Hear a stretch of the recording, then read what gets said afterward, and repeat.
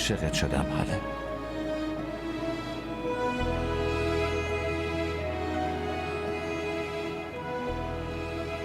کی؟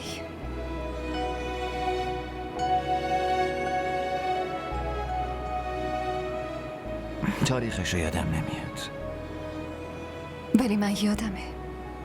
چی؟ روزش، تاریخش، زمانش، ثانیه‌اش. برای چی آخه؟ عاشق شدنم.